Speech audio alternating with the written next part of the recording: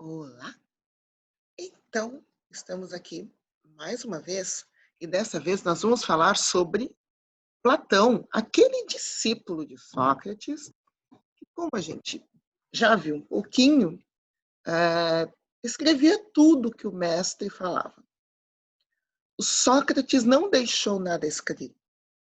Não era aquilo que Sócrates queria. Sócrates não queria fixar um sentido para o seu saber, mas Platão, aquele aluno aplicado, aquele discípulo atento, registrou o que Sócrates falava, registrou seus diálogos com as pessoas. E isso é que leva Platão a ser tão conhecido. Mas ele não foi apenas um reprodutor da área de Sócrates. Vamos ver? Então, Grécia, né? Já vimos um pouco que a gente tem a democracia ateniense, e aqui vem uma coisa, Platão não era um democrata. Pois é, então, Grécia, democracia, todos podiam se manifestar, todos aqueles que eram cidadãos, né, os politicoi, e a filosofia servindo como base para o diálogo, para a discussão racional. Entretanto, esta democracia que condena Sócrates, lembra que ele é mestre de Platão, esta democracia condena Sócrates à morte, sob a acusação de corromper os jovens e ofender os deuses. Qual é a questão, então? Platão ele não vê a democracia com bons olhos porque ele observa que esta democracia é um lugar onde a fala tem espaço, mas não necessariamente o saber. Ele vê como um domínio da opinião. Então, alguém muito persuasivo, com uma bela oratória, poderia convencer os demais a fazerem coisas absurdas. É o que acontece com os sofistas, que são aqueles que ensinam a arte da retórica e do convencimento, independentemente da verdade. E para Platão e também para Sócrates, a questão da verdade, de um saber fundamentado, é essencial. O que Sócrates via era que muitas vezes os discursos eram vazios, eles não tinham fundamentação. E o que o Platão vai perceber é isso, ele vai se dedicar mais à questão da diferença entre doxa, opinião, e sofia, que é saber de fato. Vejamos.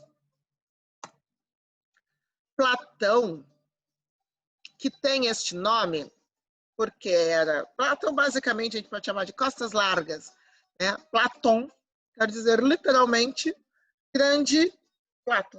Sabe de omoplata? O osso que tem aqui atrás. Assim? Pois é, perto do ombro. Então, Platão é um apelido, ok? Costas grandes. Assim? Ele sistematizou os ensinos de Sócrates, mas ele não se limitou a isso, e foi mestre de Aristóteles. Então, ele está entre dois grandes, ele é um grande que se destaca. E ele se dedica a essa questão, tendo passado por tudo que ele passou, ele pensa, como é possível conhecer? Qual é o método do conhecimento? Quais os instrumentos e os objetos do conhecimento? Ou seja, o que a gente pode de fato pensar? O que é pensável? Sobre o que podemos raciocinar para não nos dedicarmos àquilo que realmente não é possível. E ele faz uma síntese entre ciência, moral e política. Para ele, o saber corresponde ao bem, ao belo e ao justo. Logo, uma pessoa sábia, realmente sábia, será necessariamente justa, terá beleza, nós estamos falando de beleza física como nós entendemos, mas a beleza da proporção, tudo mais está ligado à sabedoria, ok?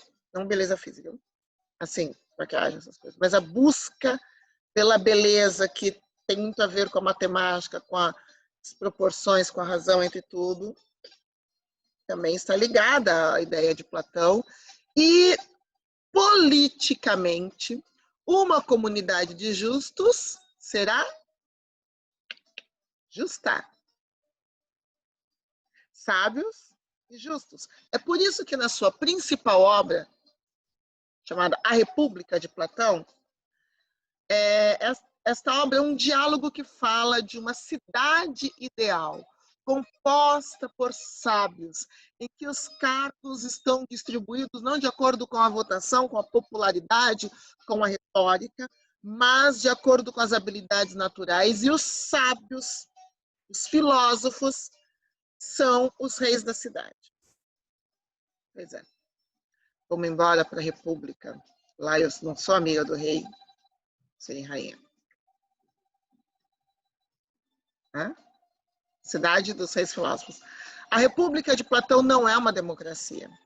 É um governo daquele que ele considera os melhores, os sábios.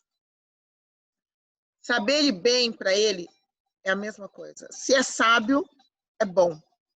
Só pode ser bom quem é sábio.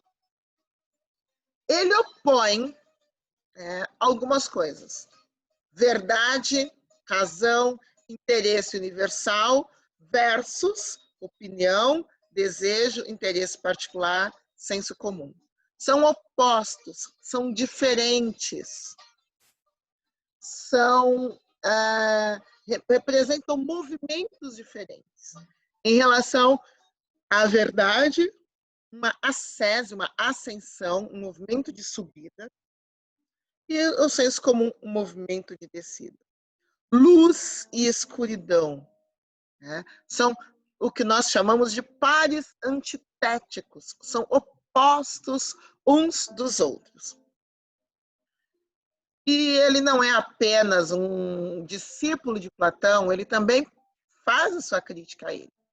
Para ele, filosofia não é apenas um método, como era para Sócrates, mas precisa de fundamento teórico e de critérios de aplicação do método.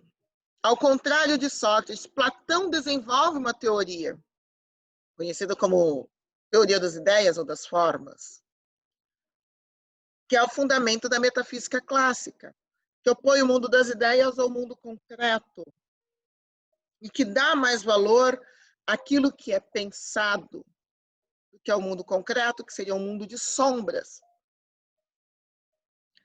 Nós temos um exemplo da teoria platônica nesses dois vídeos, que tem os links lá no Moodle, tá bom?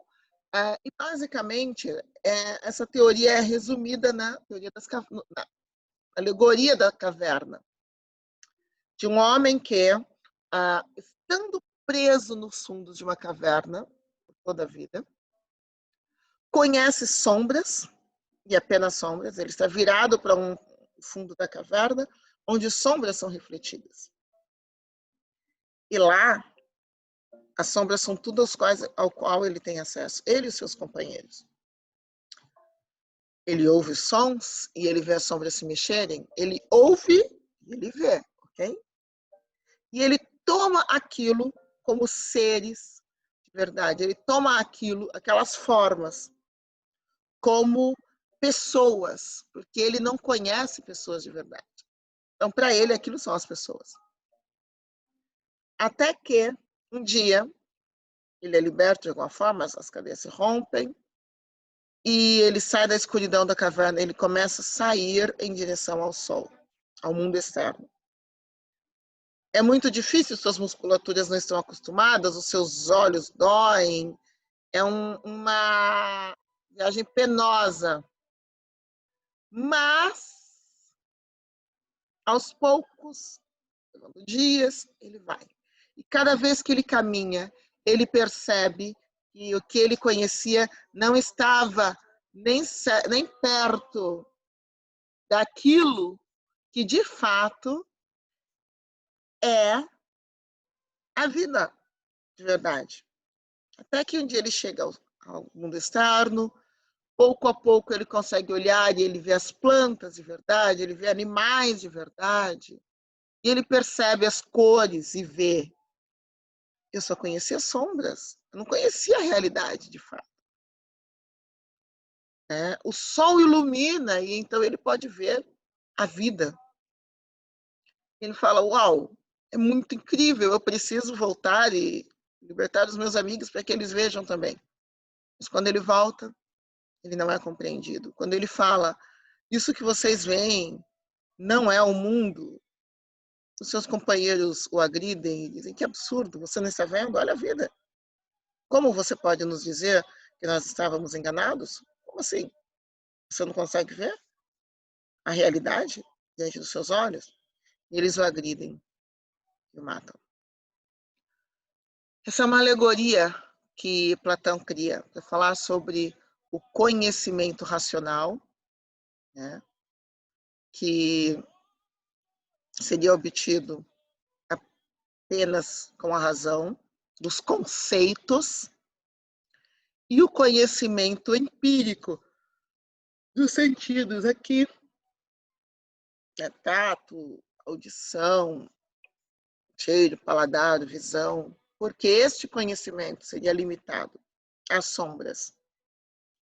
E apenas através do pensamento seria possível chegar ao conhecimento real. O mundo das ideias é o mundo onde há conceitos perfeitos.